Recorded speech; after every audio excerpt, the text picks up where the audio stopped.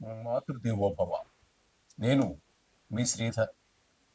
నా cell number 9295909819.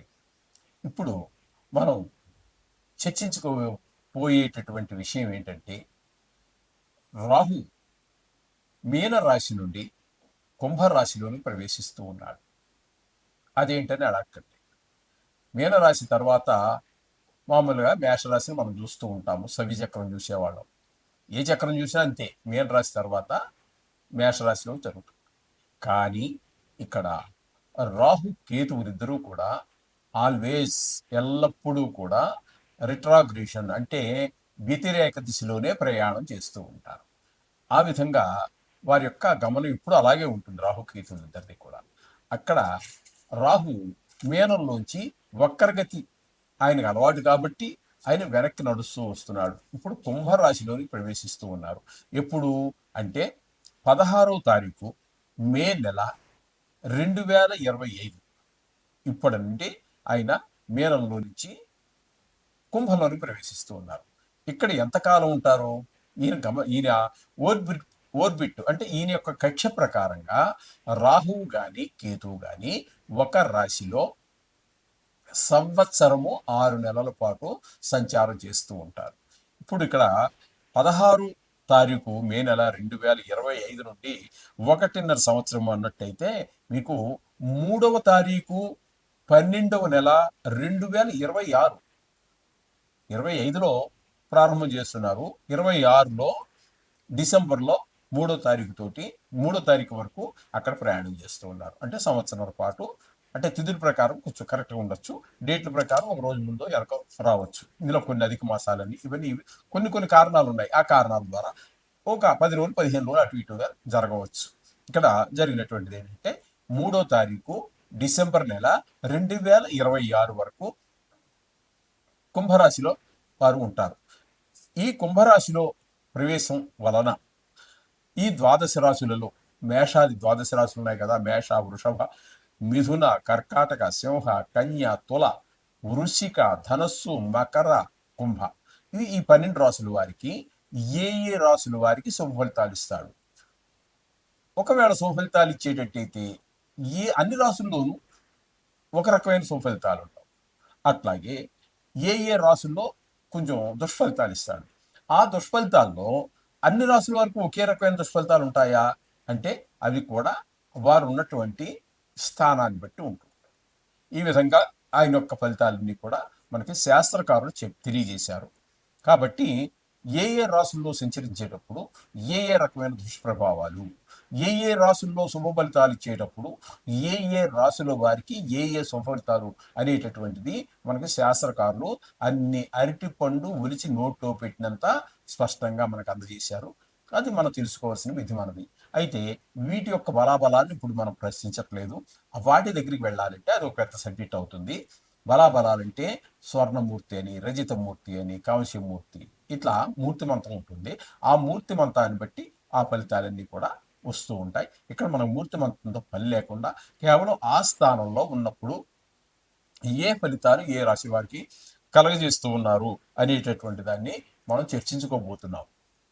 మిథున రాశి వారికి రాహు యొక్క సంచారం భాగ్యస్థానంలో సంచారం జరుగుతున్నదండి.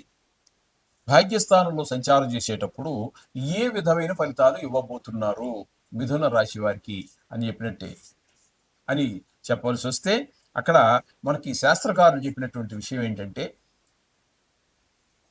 ఈ మిథున రాశికి కుంభరాశిలో సంచారం చేస్తున్నారు కాబట్టి ఇక్కడ సంవత్సరంన్నర పాటు ఇక్కడ సంచారం చేస్తారు. అయితే మనం సంవత్సర ఫలితాలు చెప్పుకుంటున్నాము కాబట్టి ఇప్పుడు మనం ఖచ్చితంగా సంవత్సరానికి మాత్రం చెప్పుకుందాము. 16వ తారీఖు మే నెల 2025 నుండి 3వ తారీఖు 12వ నెల 2026 వరకు, అంటే సంవత్సరంన్నర పాటు ఇక్కడే ఉంటున్నారు. వారికి కలగజేసేటటువంటి ఫలితం ఏ విధంగా ఉంటుంది అన్నట్టయితే, భాగ్యస్థానంలో కాబట్టి ఏ విధమైన ఫలితాలు ఉంటాయి అనేది మనకి ఇక్కడ మనకి శాస్త్రకారులు చెప్పడం జరిగింది. ఏంటంటే గోవాజి గజనాశం చ ధనధాన్యాది నాశకృతు ప్రయాణ క్లేశమాప్నోతి భాగ్యస్థానో గతో ఫణి అని చెప్పేసి శాస్త్రం చెప్తోంది. ఉమ్, అంటే రాహు 9వ స్థానాల్లో సంచారం చేసేటప్పుడు పశు నష్టం జరుగుతుంది, ధనధాన్య నష్టం కూడా జరుగుతుంది. అలాగే అనవసరమైన త్రిప్పట, ఎక్కడికో వెళ్ళి ఏదో సాధిద్దాం అనుకుంటాము, కానీ ఆ వెళ్ళిన పని ఊరికి వెళ్ళి రావటమే కానీ పని అయితే పూర్తి కాదు. ఈ విధంగా మనకు అనవసరమైనటువంటి త్రిప్పడంతా జరుగుతూ ఉంటుంది. అలాగే క్లేశమాప్నోతి, క్లేశం అంటే అనేక రకాల కష్టాలు కలిగి ఉంటాయి. కష్టాలన్నీ కూడా ఆ కలగటమే కాకుండా అనేక విఘ్నాలు కూడా కలుగుతుంటాయి ప్రతి విషయంలోనూ కూడా.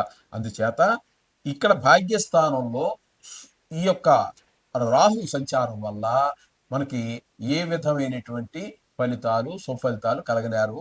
మనకు కలిగేవన్నీ కూడా అశుభ ఫలితాలే. కాబట్టి ఈ రాహువుని మీరేం భయపడక్కర్లేదండి. ఇంత మాత్రం చేతను ఇది గోచార ఫలితం మాత్రమే, మీ వ్యక్తిగత జాతకము కాదు. ఇది ప్రపంచవ్యాప్తంగా 195 దేశాలలో 830 కోట్ల జనాభా ఉన్నారు.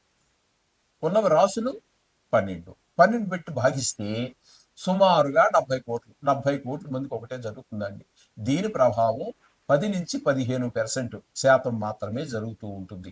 అయితే మీ వ్యక్తిగత జాతకం మాత్రము ఈ ప్రపంచ జనాభా 830 కోట్ల జనాభాకి ఈవెన్ కనీసం 2-3 నిమిషాలలో జన్మించినటువంటి కవల పిల్లలు కూడా స్థూలంగా చూస్తే రాసిన చక్రాలు డిగ్రీలు అన్నీ కూడా సరిపోతాయి. కానీ మీకు శిశుష్టత్యంశ దగ్గరికి వెళ్ళినప్పుడైతే ఆ ఇద్దరు పుట్టినటువంటి అమ్మాయి జీవితం ఒక రకంగా నడవట్లేదు. ఒకరు ధనవంతులుగా, ఒకరు పేదవారిగా, లేదా ఒకరు ఆరోగ్యవంతులుగా, మరొకరు అనారోగ్యంగా, ఒకరు విద్యావంతులుగా, ఒకరేమో విద్య లేనివాటి వారుగా. ఎందుకు ఇంత తేడా కనపడుతుంది అన్నట్టయితే చతుషష్ఠ్యంశ అని ఉంటుందండి. అక్కడికి కనుక వెళ్ళి మీరు అంతవరకు వెళ్ళగలిగితే, చాలా శ్రమకు ఓర్చి వెళ్ళాలి, మాటలు చెప్పినంత సులువు కాదు. అక్కడికి వెళ్ళినట్టయితే ఆ ఇద్దరు పిల్లల మధ్యన 2 నిమిషాల తేడాలో పుట్టినటువంటి వాళ్ళిద్దరి మధ్యన కూడా మనకి ఆ తేడా కనిపిస్తూ ఉంటుంది. అందుచేత మనకి ఈ భాగ్యస్థానంలో శని ఈ కష్టాలు ఇస్తున్నాడు కదా అని చెప్పి మీరు ఏమీ కంగారు పడాల్సిన పని లేదండి. అన్ని సక్రమంగా జరుగుతాయి. ఏమి బాధపడవద్దు. మీరు రోజు చేసేటువంటి పూజ చేసుకోండి.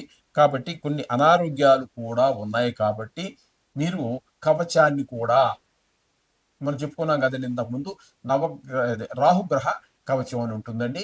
మీకు కావలసి వస్తే నాకు ఫోన్ చేయండి. కింద స్క్రోల్ అవుతున్న నా నెంబర్కి ఫోన్ చేసినట్టయితే మీకు నేను చెప్తాను.